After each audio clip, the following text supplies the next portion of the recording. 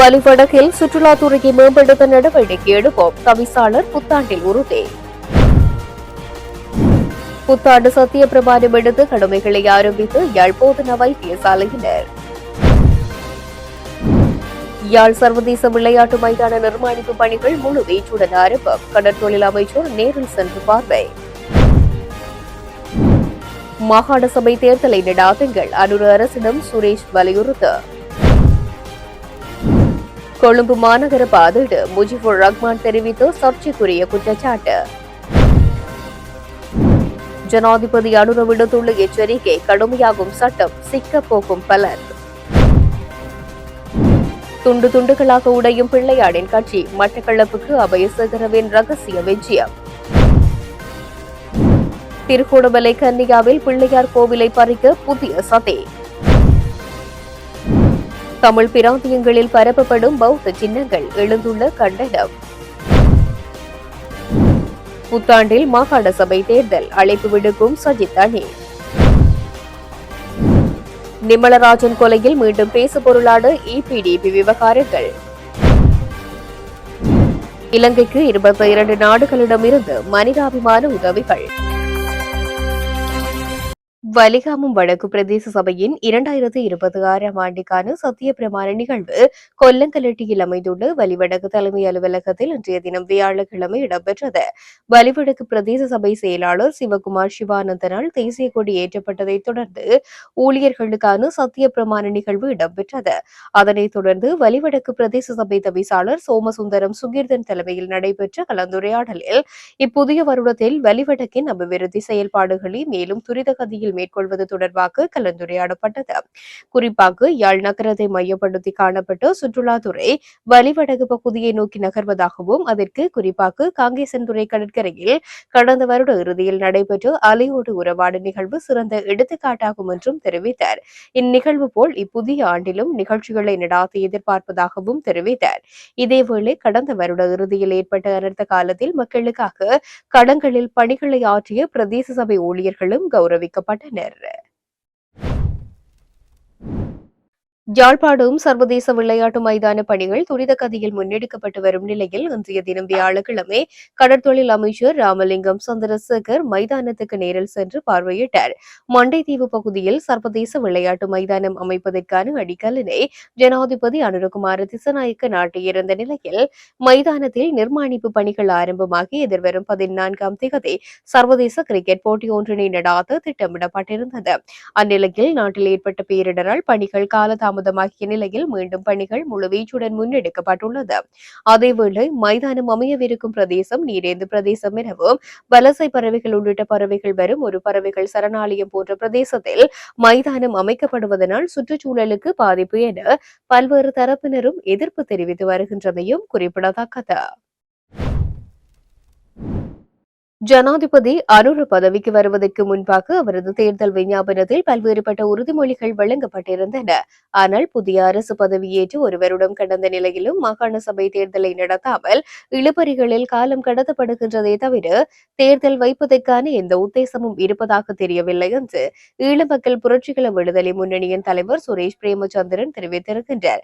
இது குறித்து அவர் விடுத்துள்ள ஊடக அறிக்கையின் முழு விவரம் வருமாறு: தமிழ் மக்களை பொறுத்தவரையில் குறைந்தபட்சம் மாகாண சபை தேர்தலை நடத்துவதனூடாக மாத்திரமே அரசியல் சாசனத்தில் இருக்கக்கூடிய அதிகாரங்களை கையிலெடுத்து இயலக்கூடிய அபிவிருத்தி திட்டங்களை வடக்கு கிழக்கில் உருவாக்க முடியும்.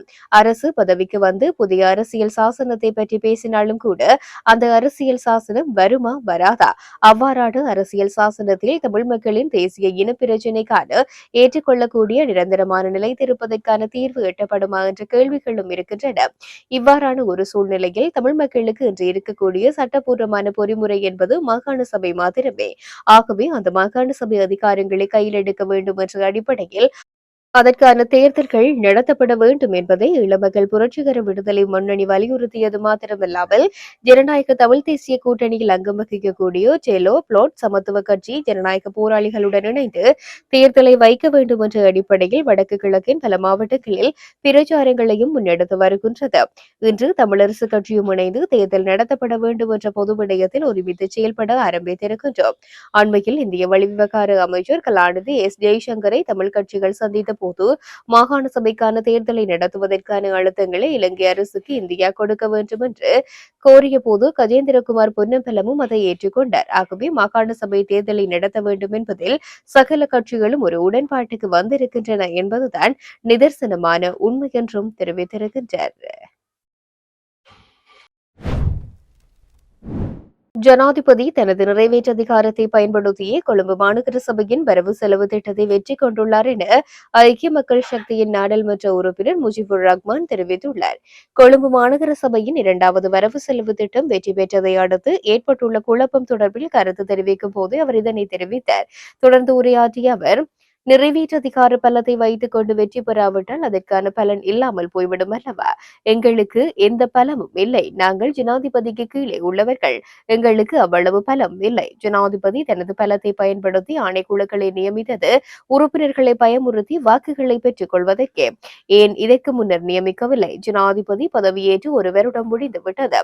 ஏன் அப்போது செய்யவில்லை? முதலில் சமர்ப்பிக்கப்பட்ட பாதீட்டில் எதிர்க்கட்சி உறுப்பினர்கள் வாக்களித்திருந்தால் இந்த ஆணைக்குழுக்கள் வந்திருக்காது. இதுதான் உண்மையாகும். அதனால் ஜனாதிபதி தனது பதவியை முறைகேடாக பயன்படுத்தியுள்ளார். இந்த வர்த்தமானிக்கு பயந்தே சிலர் வரவில்லை. இதுதான் டீல் என்றோ தெரியவில்லை. இவர்கள் முறைமை மாற்றத்திற்கே வந்தார்கள். ஆனால் அதே டீல் அரசியல் தொடர்வதாக தோன்றுகின்றது என்றும் கூறினார். நாங்கள் அரசாங்கத்தை ஏற்றுக்கொண்ட போது முன்னாள் ஜனாதிபதி ரணில் விற்பனைக்கு விட்டிருந்த மில்கோ நிறுவனம் மீட்டெடுக்கப்பட்டு லாபகரமான நிறுவனமாக மாற்றப்பட்டுள்ளது.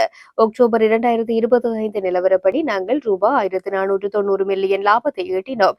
இது மில்கோவின் வரலாற்றில் மிக உயர்ந்த லாபமாகும் என்று அமைச்சர் கே டி லால்காந்த் தெரிவித்துள்ளார். மில்கோ வரலாற்று சிறப்புமிக்க லாபத்தை பதிவு செய்துள்ளதனால் ஊழியர்களுக்கு போனஸ் வழங்கப்பட்டுள்ளது.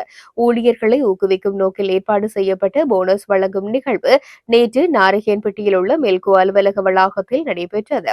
2026 ஆண்டில் 15,000 பால் பண்ணை விவசாயிகளுக்கு இலவச பால் பண்ணையாளர் ஆயுள் காப்பீட்டை வழங்கவும் அரசாங்கம் திட்டமிட்டுள்ளது. மெல்கோவின் வரலாற்றில் அதிக விற்பனை வருவாயை கொண்ட ஆண்டாக 2025 மாறியுள்ளது என்றும் அதற்காக கடுமையாக உழைத்த அனைவருக்கும் அவர் பாராட்டுகளை தெரிவித்துக் கொள்கின்றார் என்றும் அமைச்சர் குறிப்பிட்டார். இலங்கையில் எவரேனும் வரி ஏய்ப்பு செய்தால் அவருக்கு எதிராக கடுமையான சட்ட நடவடிக்கை எடுக்கப்படும் என்று ஜனாதிபதி அனுரகுமார திசாநாயக்க எச்சரித்துள்ளார். யாராவது வரி ஏய்ப்பு செய்தால் அவர்களின் பதவியை பொருட்படுத்தாமல் சட்டத்தை நடைமுறைப்படுத்துமாறு ஜனாதிபதி உரிய அதிகாரிகளுக்கு பணிப்புரை விடுத்துள்ளார். உள்நாட்டு இறைவரி திணைக்களத்துக்கு நேரடியாக சென்று நிலைமைகளை ஆய்வு செய்த போது ஜனாதிபதி இதனை தெரிவித்துள்ளார். அத்துடன் இலங்கையில் வாகன இறக்குமதியை நிறுத்தவே முடியாது என ஜனாதிபதி சுட்டிக்காட்டினார். டிட்வா சூறாவளியின் பின்னர் வாகன இறக்குமதி நிறுத்தப்பட்டதாகவும் அந்த பணம் பேரிடருக்கு பயன்படுத்தப்பட்டிருக்க வேண்டும் என்றும் சிலர் கூறுகின்றனர். வாகனங்களை இறக்குமதி செய்வதற்கும் பேரிடர் நிவாரணம் வழங்குவதற்கும் பணம் இருப்பதனால் வாகன இறக்குமதியை நிறுத்த முடியாது என ஜனாதிபதி குறிப்பிட்டுள்ளார். ஏப்ரல் மாதத்தில் நாடு சரிந்துவிடும் என கூறியுள்ளனர். ஆனால் பொருளாதார காரணிகள், ஏற்றுமதி, சுற்றுலா, வெளிநாட்டு இடம்பெயர்வு மற்றும் வெளிநாட்டு உதவி என அனைத்தும் அதிகரித்த ஆண்டாக 2025 அமைந்துள்ளது. 2025 வாகன பழுதுபார்ப்புக்காக 25 பில்லியன் ரூபாய் செலவிடப்பட்டுள்ளது. வாகனங்களை இறக்குமதி செய்ய முடிவு செய்துள்ளோம். சிலர் அதை நிறுத்திவிட்டு அந்த பணத்தை இந்த பேரழிவிற்காக பயன்படுத்துமாறு அறிவுரை வழங்கியுள்ளனர். குறித்த 2 செயல்பாடுகளுக்கும் எங்களிடம் போதுமான நிதி உள்ளது. சட்டங்கள் மற்றும் விதிமுறைகளுக்கு அமைய இறைவரி திணைக்களத்திற்கு அனைத்து வரி பணமும் கிடைப்பதில்லை. வரிகள் எவ்வாறு ஏய்ப்பு செய்யப்பட்டன என்பதையும் நாங்கள் அறிவோம். ஏய்ப்பு வரலாறு எங்களுக்கு தெரியும். ஒரே இரவில் வரி திருத்தங்களின் வரலாறு உள்ளது. அவை தணிக்கை அறிக்கைகளில் குறிப்பிடப்பட்டுள்ளன.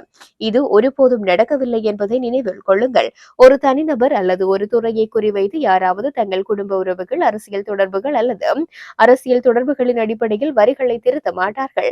ஒன்றாக போராடுவோம். சட்டங்கள் போதாது என்றால் சட்டங்களை வலுப்படுத்துவோம் என ஜனாதிபதி அனுரகுமார திசாநாயக்க மேலும் தெரிவித்தார்.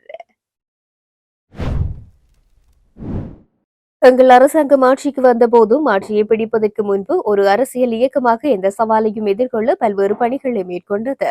அதனாலே இன்று அதிகாரத்தை கைப்பற்ற முடிந்தது என்று நிதி மற்றும் பொருளாதார மேம்பாட்டு அமைச்சரும் பிரதி அமைச்சருமான டாக்டர் அனில் ஜாயந்த பெர்னாண்டோ இன்று நடைபெற்ற புதுவருட நிகழ்வில் தெரிவித்தார். அங்கு அவர் மேலும் கருத்து தெரிவிக்கையில், நாங்கள் ஆட்சிக்கு வந்து சுமார் ஒரு வருடமாகின்றது. பொதுச்சேவை தொடர்பாக சமூகத்தில் ஒரு இருண்ட யுகம் இருந்தது. பொதுச்சேவை செயல்படுவதில்லை என பல்வேறு குற்றச்சாட்டுகள் உள்ளன. ஆனால் இப்போது சமூகத்தில் நல்ல வரவேற்பு இருக்கின்றது. நாம் பேசும் அரசியல் தலைமை மிகவும் முக்கியமானது. சவால்கள் எழும்போது நாம் பொதுமக்களுக்காக நின்றோம். அரசாங்கத்திற்குள் உள்ள எந்த ஒரு சவாலுக்கும் நாங்கள் சரியான தலைமையை வழங்குகின்றோம். ஜனாதிபதியும் இதற்கு சரியான தலைமையை வழங்குகின்றார். நீங்கள் எங்கள் மீது நம்பிக்கையை வளர்க்க வேண்டும் என்றும் குறிப்பிட்டார். சிறையில் இருக்கும் முன்னாள் ராஜாங்க அமைச்சர் பிள்ளையானை அவரது பிரத்யேக செயலாளர் மட்டும்தான் பார்வையிட செல்கின்றார் என்றும் வேறு யாரும் செல்வதில்லை என்று கூறப்படுகின்றது.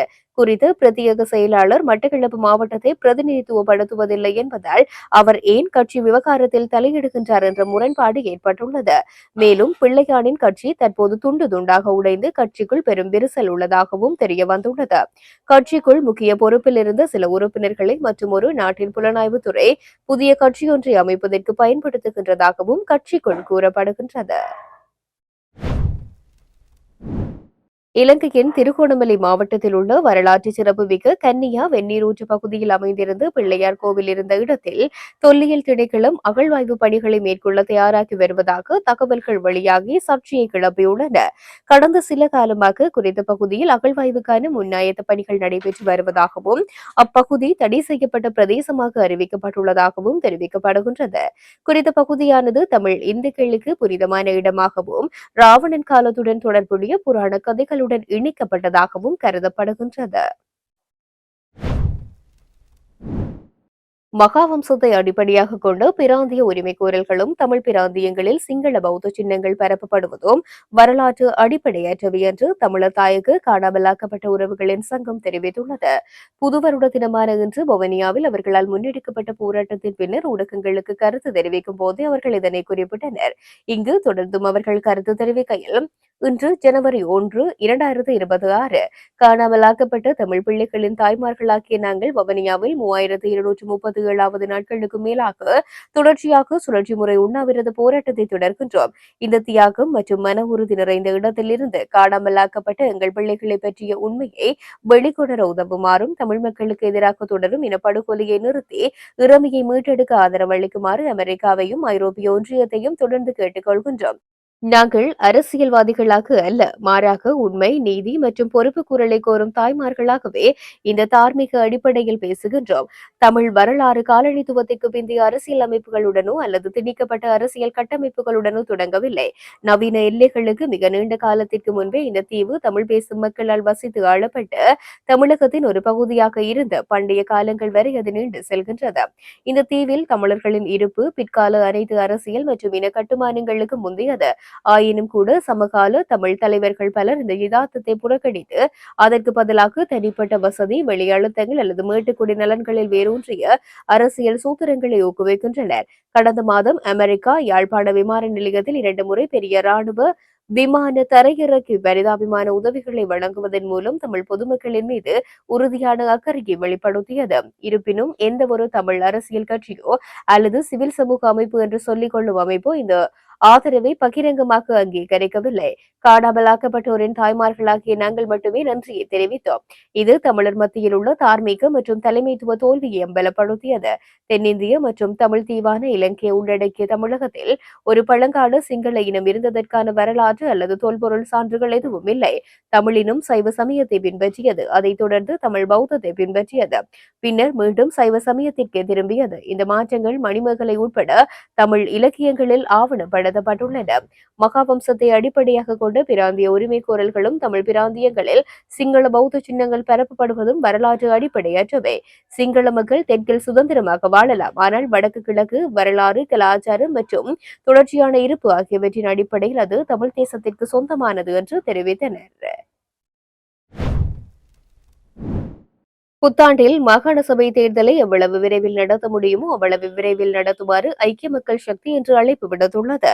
இந்த ஆண்டு மாகாண சபை தேர்தலுக்கு தனது கட்சி தயாராகி வருவதாக ஐக்கிய மக்கள் சக்தியின் பொதுச் செயலாளர் ரஞ்சித் மத்தும பண்டாரு ஒரு ஊடக சந்திப்பில் தெரிவித்தார். மேலும் 2026ஆம் ஆண்டில் எதிர்க்கட்சிகளிடையே ஒற்றுமை நிலைநாட்டப்படும் என்றும் அவர் சுட்டிக்காட்டினார். ஊடகவியலாளர் மயில்வாகனம் நிமலராஜனின் படுகொலை தொடர்பான விடயம் உள்ளிட்ட இன்னும் பல படுகொலைகளுக்கு இபிடிபியினர் காரணமாக இருப்பது தொடர்பில் குற்றச்சாட்டுகள் வலுத்துள்ளதாக நாடாளுமன்ற உறுப்பினர் ஞானமுத்து ஸ்ரீநேசன் தெரிவித்துள்ளார். மட்டக்களப்பு செட்டிப்பாளையத்தில் நடைபெற்ற ஊடகவியலாளர் சந்திப்பின் போது அவர் இவ்வாறு குறிப்பிட்டார். இதன்போது அவர் மேலும் தெரிவிக்கையில், கடந்த காலத்தில் வடக்கு கிழக்கில் பல்வேறுபட்ட ஆயுத குழுக்களின் தாக்கங்களினால் பல்வேறுபட்ட அப்பாவி மக்கள் கடத்தப்பட்டும் காணாமலாக்கப்பட்டும் கொல்லப்பட்டும் இருக்கின்றார்கள். மேலும் சித்திரவதைக்கும் உட்படுத்தப்பட்டிருந்தார்கள். எமக்கு தனிப்பட்ட ரீதியில் அவர் மீது எந்த ஆத்திரமும் இல்லை, ஆக்ரோஷமும் இல்லை. ஆனால் வடக்கில் கடத்தல்கள் பல காணாமல் போன சம்பவங்களுக்கு பொறுப்பாக இபிடிபி கட்சி இருந்ததாக குற்றம் சாட்டப்பட்டு வருகின்றது. ஊடகவியலாளர் நிமலராஜன் படுகொலை தொடர்பான விடயத்திலும் சரி, பல்வேறு கடத்தல்களோடு சம்பந்தப்பட்ட கொலை செய்யப்பட்ட விடயங்களிலும் சரி, பத்திரிகை ஆசிரியர் அற்புதனின் படுகொலையாக இருக்கலாம், KS ராஜாவின் படுகொலை, இன்னும் பல படுகொலைகளுக்கு காரணமாக இபிடிபியினர் இருந்ததாக மக்கள் பலர் குற்றம் சாட்டுகின்றனர். அதாவது ராஜபக்சவின் ஆட்சி காலம், சந்திரிகாவின் ஆட்சி காலங்களில் இபிடிபியினர் இவ்வாறு செயல்பட்டதாக குற்றம் சாட்டுகின்றார்கள். எனவே அவை இதுவரையில் வெளிக்கொண்டு வரப்படவில்லை. கைது செய்யப்படுகின்றவர்கள் அப்பாவிகளாக இருந்தால் தப்பிக் கொண்டனர். ஆனால் அந்த பாதிக்கப்பட்ட மக்களின் உறவினர்கள் சார்பாக சொல்லிக் கொள்வது யாதெனில், உண்மையான குற்றவாளிகள் விசாரணைக்குட்படுத்தப்பட்டு அவர்களுக்கு உரிய தண்டனைகள் வழங்கப்பட வேண்டும் என்பதே. ஆகவே கிழக்கில் இருந்து யார் கைது செய்யப்பட்டாலும், வடக்கில் இருந்து யார் கைது செய்யப்பட்டாலும் அவர்கள் கடந்த காலத்தில் குற்ற செயல்களில் ஈடுபட்டிருந்தால் சட்ட ரீதியாக விசாரணைகளுக்கு உட்படுத்தப்பட்டு உரிய தண்டனைகள் வழங்கப்பட வேண்டும் என்பதை நாங்கள் விரும்புகின்றோம். இதனை நாம் பழிவாங்கல் என்று சொல்வதை விட குற்றத்திற்குரிய விசாரணைகள் முன்னெடுக்கப்பட்டு குற்றவாளிகள் தண்டிக்கப்பட வேண்டும் என்றே கூறுகின்றோம் என்றார். முன்னாள் இந்த கலாச்சார அமைச்சர் தியாகராஜா மகேஸ்வரனின் 18வது ஆண்டு நினைவேந்தல் யாழ்ப்பாணத்தில் முன்னெடுக்கப்பட்டது. ஐக்கிய தேசிய கட்சியின் வட்டுக்கோட்டை அலுவலகத்தில் இன்றைய தினம் குறித்த நினைவேந்தல் நிகழ்வு நடைபெற்றது. ஐக்கிய தேசிய கட்சியின் வட்டுக்கோட்டை தொகுதி அமைப்பாளரும் வலிகாமம் மேற்கு பிரதேச சபையின் உறுப்பினருமான விஜி மருகன் தலைமையிலேயே குறித்த நிகழ்வு நடைபெற்றது. நினைவேந்தல் நிகழ்வின் ஆரம்பத்தில் இறை வழிபாடுகள் இடம்பெற்றதனைத் தொடர்ந்து ஈகைச்சுடர் ஏற்றி வைக்கப்பட்டது. பின்னர் அன்னாரின் திருவுருவப் படத்திற்கு மலர் மாலை அணிவித்து மலரஞ்சலி செலுத்தப்பட்டது. அதனைத் தொடர்ந்து நினைவுரைகள் இடம்பெற்றன. இறுதியாக கல்வி கற்கின்ற மாணவர்களுக்கு கற்றல் உபகரணங்கள் வழங்கி வைக்கப்பட்டன. இந்நிகழ்வில் ஐக்கிய தேசிய கட்சியின் வட்டுக்கோட்டை தொகுதி அமைப்பாளர் விஜயவர்கன், வாசுதேவ குருக்கள், கட்சியின் ஆதரவாளர்கள், பொதுமக்கள் மற்றும் மாணவர்கள் இதில் கலந்து கொண்டனர். டிட்வா சூறாவளியை தொடர்ந்து இலங்கை 22 நாடுகளிடம் இருந்து உலக உணவு திட்டத்திடமிருந்து மனிதாபிமான உதவிகளை பெற்றுள்ளது. அனர்த்த முகாமைத்துவ மத்திய நிலையத்தில் நடைபெற்ற வெளிநாட்டு நிவாரண உதவி ஒருங்கிணைப்புக்கான உயர்மட்ட குழுவின் 6வது கூட்டத்தில் இந்த புதுப்பிப்பு வழங்கப்பட்டதாக பாதுகாப்பு அமைச்சகம் குறிப்பிட்டது. நிவாரணப் பொருட்களில் உணவுப் பொருட்கள், மருந்துகள், பேரிடர் மேலாண்மை உபகரணங்கள், வாகனங்கள் மற்றும் தற்காலிக தங்குமிடங்கள் ஆகியவை அடங்கும். விமான நிலையங்கள் மற்றும் துறைமுகங்கள் வழியாக வரும் அனைத்து வெளிநாட்டு உதவிகளும் ஒரு கொடவத்தை சேமிப்பு வளாகத்தில் சேமிக்கப்படுகின்றன. பின்னர் அனர்த்த முகாமைத்துவ மத்திய நிலையத்தினூடாக பாதிக்கப்பட்ட மக்களுக்கு வழங்கப்படுவதாக அறிவிக்கப்பட்டுள்ளது.